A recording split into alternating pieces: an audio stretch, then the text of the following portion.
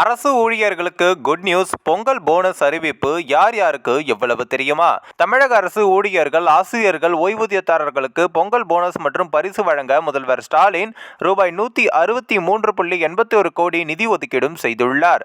அதாவது அப்படி தமிழர் திருநாளான பொங்கல் பண்டிகை ஜனவரி 14 தைப்பொங்கல், ஜனவரி 15 திருவள்ளுவர் தினம், ஜனவரி 16 உழவர் திருநாள் கொண்டாடப்படுகிறது.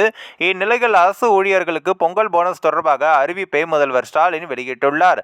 இது தொடர்பாக தமிழ்நாடு அரசு வெளியிட்டுள்ள செய்திக்குறிப்பில், முதல்வர் மு க ஸ்டாலின் செயல்படுத்தி வரும் நாட்டிற்கே வழிகாட்டக்கூடிய பல முன்னோடி நலத்திட்டங்களை கடைக்கோடி தமிழருக்கும் கொண்டு சேர்த்திட அவராது உழைத்திடும் அரசு ஊழியர்கள், ஆசிரியர்கள், ஓய்வூதியதாரர்கள் மற்றும் குடும்ப ஓய்வூதியதாரர்களுக்கு தமிழர் திருநாளாம் பொங்கல் பண்டிகையை முன்னிட்டு 2023-2024 ஆண்டிற்கான மிகை ஊதியம் மற்றும் பொங்கல் பரிசு வழங்கிட 163 கோடியே 81 லட்சம் ரூபாய் நிதி ஒதுக்கீடு செய்து உத்தரவிட்டுள்ளார்கள்.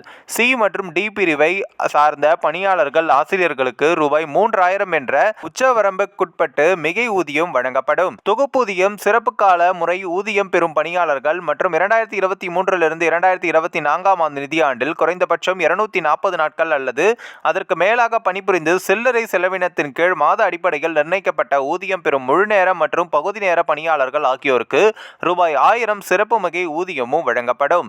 சி மற்றும் பிடி பிரிவை சார்ந்த ஓய்வூதியதாரர்கள் மற்றும் குடும்ப ஓய்வூதியதாரர்கள், முன்னாள் கிராம பணியமைப்பு, முன்னாள் கிராம அலுவலர்கள், கிராம உதவியாளர்கள் மற்றும் அனைத்து வகை தனி ஓய்வூதியதாரர்கள் ஆகியோருக்கும் ரூபாய் 500 பொங்கல் பரிசாக வழங்கப்படும் என்றும் தெரிவிக்கப்பட்டுள்ளது. இந்த ஒரு வீடியோ குறித்து உங்களுடைய கருத்துக்களை நீங்க மறக்காம கமெண்ட்ஸ்ல சொல்லுங்க. நம்ம ஏஷியா நெட் நியூஸ் தமிழையும் தொடர்ந்து ஃபாலோ பண்ணுங்க.